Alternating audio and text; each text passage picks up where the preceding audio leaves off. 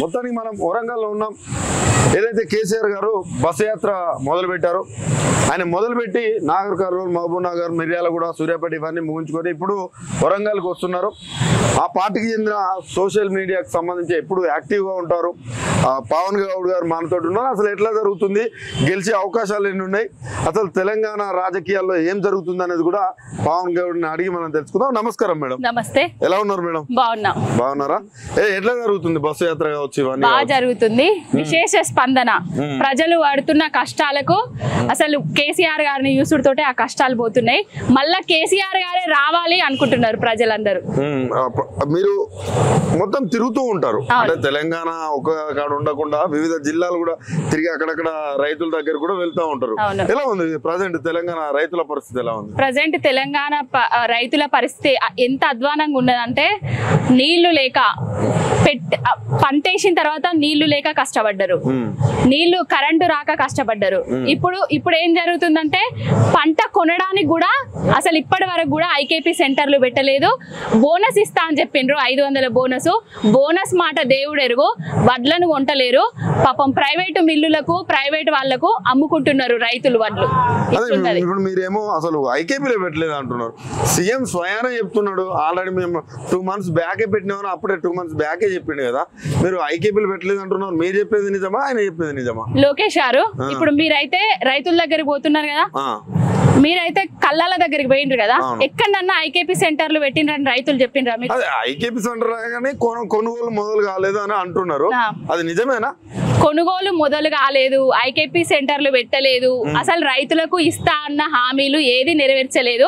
అప్పుడేమో December 9వ తారీఖు నేను వస్తా 2 లక్షల ఎక్కడికక్కడ రైతులందరూ పోయి బ్యాంకులలో పోయి 2 లక్షల రుణం తెచ్చుకోండి, రుణం మాఫీ చేస్తా అని చెప్పిండు. ఆ కళ్ళబొల్లి మాటలు నమ్మి పాపం రైతులు మార్పు అనేసి ఆ అలవి కాని హామీలు నమ్మి ఓట్లేసిండ్రు.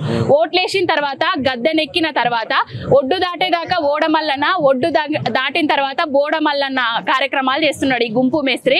ఏం చేసిండయ్యా అంటే రైతులకు ఇస్తా అన్న రైతు భరోసా ఇయ్యలేదు, అదే కంటిన్యూ చేస్తున్నారు. కేసీఆర్ గారు అయితే ఏదైతే రైతు బంధు ఇచ్చిండ్రో ఆ రైతు బంధును ఇప్పటి వరకు కూడా చక్కగా వేయని పరిస్థితి.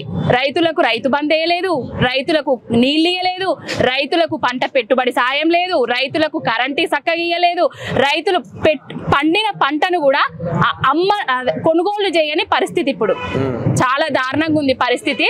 ఇప్పుడు ఏంటంటే మళ్ళా పార్లమెంట్ ఎన్నికలలో లబ్ధి పొందడానికి August 15న లక్ష్మీ నరసింహస్వామి మీద ఇక ఓట్లను దేవుళ్ళ మీద ఓట్లు వేస్తున్నాడు. భార్య పిల్లల మీద ఓట్లేసి చెప్పచ్చు కదా. ఆయన ఓట్లు ఎవరు నమ్ముతారు? ఇప్పుడు ప్రజలు నమ్మే పరిస్థితి లేదు. కాంగ్రెస్ కు అసలు ఇప్పుడు కాంగ్రెస్ మనకు పోటీ కాదు, బీఆర్ఎస్ కి కాంగ్రెస్ పోటీ కాదు. ఇక బీజేపీ అంటే ఇక మతము కులము అవి ఇవి చెప్పి రాజకీయంగా ఏదో పబ్బం గడుపుకుంటా బీజేపీకి వేయాల్సిన పరిస్థితి కూడా తెలంగాణకు అసలు బీజేపీ ఏం చేసింది? బీజేపీ ఏం చేయలేదు. మనకు రావాల్సిన ట్రిపుల్-ఐటీని కర్ణాటకకు తరలించకపోయినరు, మనకు ఇయ్యాల్సిన రైల్వే కోచ్ ఫ్యాక్టరీని ఇయ్యలేదు. అసలు ఏ మొహం చూసి బీజేపీ వాళ్ళు ఓట్లు అడుగుతారు తెలంగాణలో? నెక్స్ట్ ఆన్లైన్ అధికారంలోకి రాబోయేది కూడా ఆన్లైన్ ఆరోపణ కూడా చాలా పెద్ద ఎత్తున జరుగుతుంది. అంటే ఏమన్నా గుంపు మేస్త్రి వాళ్ళు ఇప్పుడు బడే బాయి చోటే బాయి అది అని అంటున్నాడు కదా. మరి ఈ గుంపునంతా పట్టుకొని బీజేపీలో పోతాడా? మరి బీజేపీ తోటి ఒప్పందం కుదుర్చుకున్నాడా? అదే విధంగా కనిపిస్తుంది కదా. ఇప్పటి వరకు కూడా ఎక్కడ కూడా అభ్యర్థిని కాంగ్రెస్ పార్టీ డమ్మీ క్యాండిడేట్లను పెట్టింది. నిన్న మొన్న కరీంనగర్ లో అయితే చూసిండ్రు కదా, కరీంనగర్ లో నామినేషన్ వేసి కాంగ్రెస్ పార్టీ అభ్యర్థిని ప్రకటించిండ్రు. గట్లున్నది, అధ్వానంగా ఉన్నది. నేను అనేది ఏంటంటే మీరేమో అసలు కాంగ్రెస్ పార్టీ గెలిచే పరిస్థితులు లేవంటున్నారు, రేవంత్ రెడ్డి ఏమో 14 పక్కా అంటున్నాడు. ఇక ఎలక్షన్లు అయితే లేట్ 13వ తారీఖు ఎలక్షన్స్ కదా, రిజల్ట్ తర్వాత చూద్దాం. ఆయన 2 ఎంపీ సీట్లు గెలిచిండంటే ఇక దేనికంటే దాని చూడండి రికార్డే ఓన్లీ. మీరు ఆన్ రికార్డ్ మాట్లాడుతున్నారు. రెండు గెలిస్తే మహా ఎక్కువ. ఇక అంతే. ఎందుకు ఆ పరిస్థితులు ఎందుకున్నాయి తెలంగాణలో? అసలు తెలంగాణ ఒకప్పుడు అసలు తెలంగాణ రాష్ట్రం కోసం పుట్టిన పార్టీ బీఆర్ఎస్, అప్పటి TRS party BRS party. Telangana రాష్ట్రాన్ని సాధించిన తర్వాత 10 ఏళ్ల కేసీఆర్ గారి పాలనలో దేశంలో నెంబర్ 1 స్థానానికి ఎదిగింది. అట్లా నిలిపింది కేసీఆర్ గారు. ఇప్పుడు ఈ 4 నెలలనే ఏ విధంగా అంటే ప్రజలకు కరువు కాటకాలను తీసుకొచ్చి నీళ్లు లేని తెలంగాణను తీసుకొచ్చి చూపించిండు. ఇప్పుడు రేవంత్ రెడ్డి. అంటే ప్రజలు కూడా బేరీజ్ చేసుకుంటున్నారు. అంటే అప్పటి పాలన మీ పార్టీ నోడిచ్చింది. మా పార్టీ అప్పుడు ఓటమికి కారణం ఏంటంటే మేము చేసింది చెప్పుకోలేకపోయినాము. అబద్ధాలు మొత్తం అబద్ధం ఊరూరా తిరిగి అబద్ధాలు గెలిచినాయి, నిజం ఓడిపోయింది. కానీ నిజం తొందరలోనే గ్రహించిండ్రు ప్రజలు. ఇప్పుడు 4 నెలలలోనే మళ్ళా మార్పు కావాలి, కేసీఆర్ గారే రావాలి అంటున్నారు. ఇప్పుడు మీరు విశేష స్పందన బస్సు యాత్ర అయితే చూసిండ్రు కదా, డబ్బులు ఇచ్చి తీసుకొస్తున్నారా? ఇగో మాకు అంత అవసరం లేదు, ప్రజలు కేసీఆర్ గారు రావాలని స్వచ్ఛందంగా వస్తున్నారు. మనస్ఫూర్తిగా చెప్తున్నాము, ఒట్టేసి చెప్పుకుంటున్నాం. ఇంకా ప్రజలే స్వచ్ఛందంగా వచ్చి కేసీఆర్ గారిని చూడాలని అనుకుంటున్నారు, వస్తున్నారు, చూస్తున్నారు. వాళ్ళ కష్ట నష్టాలు, సాధక బాధలు అన్ని చెప్పుకుంటున్నారు. అదే విధంగా ఇప్పుడు భాష తెలంగాణలో ఇది అసలు పెద్ద టాపిక్ అయిపోయింది. అవును, సీఎం భాష ఎట్లా అనిపిస్తుంది? అసలు ఆయన సీఎం అనుకుంటలేడు. ఇంకా తాపీ మేస్త్రి, గుంపు మేస్త్రి వాళ్ళు కూడా సిగ్గుపడుతున్నారు ఆయన భాష విని. సీఎం హోదాలో ఉండి చెడ్డీ లిప్తా, డ్రాయర్ లిప్పుతా, తొండలు జొర కొడతా, లాగులు అది దాని ఏం మాట్లాడుతున్నాడో ఆయనకి అర్థమైతలేదు. అంటే తెలంగాణ అంటేనే ఒకప్పుడు సంస్కృతి అవిటికి చిహ్నంగా ఉండేది. ఇప్పుడు ఈ గుంపు మేస్త్రి వచ్చిన తర్వాత ఆయన భాషను చూసిన తర్వాత ఏ విధంగా అంటే తలదించుకునే విధంగా మాట్లాడుతున్నాడు. ఆయన అధికారంలోకి వచ్చిన విషయాన్ని మర్చిపోయిండు. ఇంకా కూడా ఇట్లాంటి మాటలు మాట్లాడితే ప్రజలు ఇంకా నన్ను నెత్తినెత్తుకుంటారు అనుకుంటున్నారు, కానీ చీతు అని ఉంచుతున్నారు. ఇప్పుడు లాస్ట్ ఒక సబ్జెక్ట్ దీంతో ఫైనల్ గా ముగిస్తా. ఏంటంటే అసలు పార్టీ మారుతున్నారు. ఏది చాలా పెద్ద పెద్ద నాయకులు, ఏది కేసీఆర్ కి దగ్గరుండే నాయకులు అనుకున్న వాళ్ళే మారుతున్నారు. మారంగా కూడా ఇంకా మాటలు పైగా అంటే బీఆర్ఎస్ కార్యకర్తలను పట్టించుకోలే, ఆ నిర్మాణం జరగలేదు అనే ఆరోపణలు, చాలా ఆరోపణలు. మరి అవి నిజమా అనేది మీరు చెప్పాలా? ఇగో చేతగాని వాళ్ళు ఎన్నో మాటలు మాట్లాడతారు. కేసీఆర్ గారు ఎవరికి ఏం చేసిండ్రు అనేది ఆయనకు తెలుసు. కడియం శ్రీహరికి ఏం తక్కువ చేసిండ్రండి? ఇప్పుడు వరంగల్ ఎంపీగా కడియం శ్రీహరి గారికి ఏం తక్కువ చేసిండ్రు? ఎంపీని చేసిండు, ఎమ్మెల్సీని ఇచ్చిండు, ఉప ముఖ్యమంత్రిని ఇచ్చిండు, బిడ్డకు సీటును కూడా ఇచ్చిండు. సీట్ ఇచ్చిన తర్వాత నమ్మించి మోసం చేసి వేరే పార్టీలకు వెళ్ళిపోయిండు. ఇక్కడ ప్రజలు ప్రతి ఒక్కరిని నేను అడుగుతున్నా, తగిన బుద్ధి చెప్తారు. డిపాజిట్ కూడా రాదు కడియం కావ్య అనే వ్యక్తికి ఇక్కడ. నిజం. ఎందుకు డిపాజిట్ రాదు? ఇప్పుడు కావ్య అనేట ఆమె ఇక్కడ ఎవరికి తెలియదు. ఇప్పుడు కావ్య ఎక్కడన్నా మాట్లాడుతుందా? తండ్రి చాటు బిడ్డలాగానే ఉంటుంది. రాజకీయాలకు వచ్చిన తర్వాత మనం ప్రూవ్ చేసుకోవాలి, మన వ్యక్తిత్వంగా మనం ప్రూవ్ చేసుకోవాలి, మన మాట ద్వారా మనం ప్రూవ్ చేసుకోవాలి, జనాలకి ఏం చేస్తాం అనేది ప్రూవ్ చేసుకోవాలి. ఇప్పుడు ఇక్కడనే మాట్లాడలేకపోతుంది, రేపు పార్లమెంట్ లకు పోయినాక ఒకవేళ గెలిపిస్తే పార్లమెంట్ లకు పోయి ఏం మాట్లాడుతుంది? తండ్రి చాటు బిడ్డలానే ఉంటది.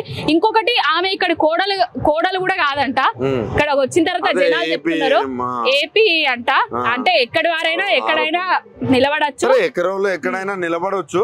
కాకపోతే నేను ఒకటి అడుగుతా, ఏంటంటే ఆయన అభివృద్ధి కోసం మాట్లాడిన ఏది పార్టీ మారినా అంటున్నాడు, దాన్ని మీరు ఎట్లా చూస్తారు? అభివృద్ధి కోసం మారినా అని చెప్తున్నాడు కదా.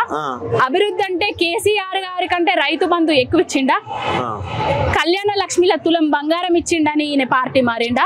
లేకపోతే రైతులకు రైతు భరోసా ఇచ్చిండని పార్టీ మారిండా? లేకపోతే రైతులకు 2 లక్షల రుణం మాఫీ చేసిండని పార్టీ మారిండా? ఏం అభివృద్ధి చేసిర్రు? కళ్యాణ లక్ష్మిల తులం బంగారం ఇచ్చిండ్రా? లేకపోతే మహిళలకు ఇస్తా అన్న 2500 ఇచ్చిండ్రా?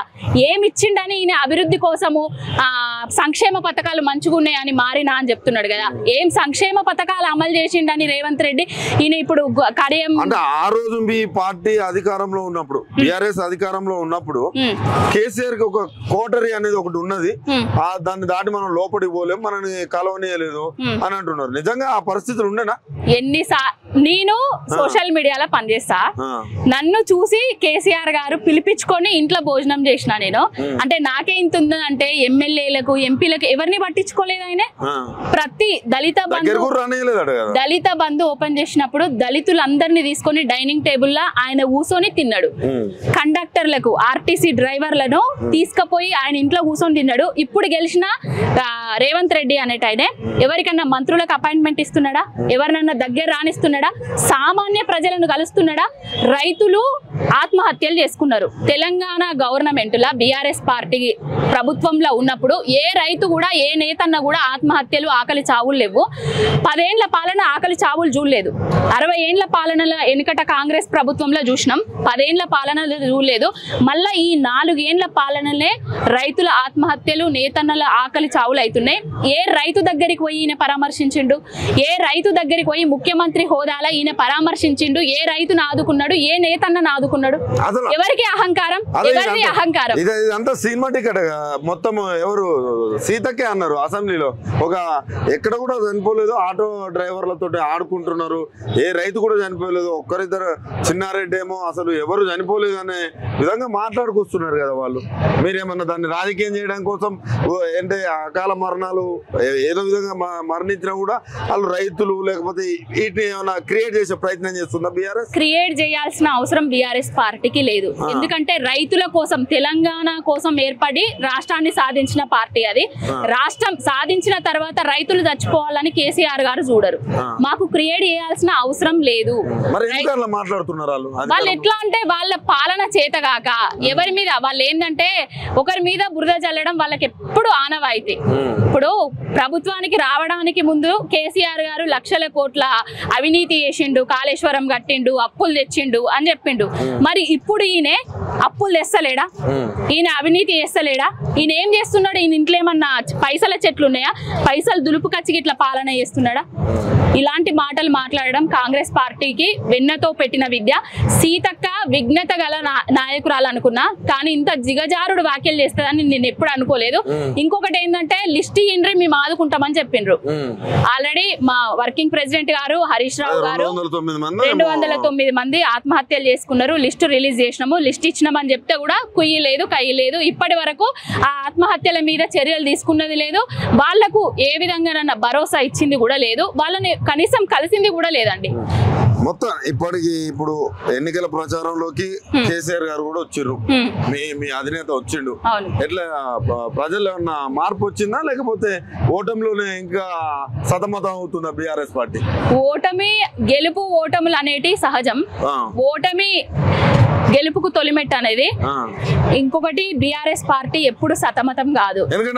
ముప్పై మందితో ఉన్న టీఆర్ఎస్ పార్టీ లక్షల కోట్ల మందికి అయింది. ఇప్పుడు కూడా మేము మళ్ళా కార్యకర్తలను తయారు చేసుకుంటాం, మళ్ళా లీడర్లను తయారు చేసుకుంటాం, మళ్ళా మా క్యాడర్ పోనీ అండి. పోయే వాళ్ళని ఆపే ప్రసక్తే లేదు. పోయే వాళ్ళు మాకు వాళ్ళు చేయబట్టే జనాలు మార్పు కోరుకున్నారు కావచ్చు.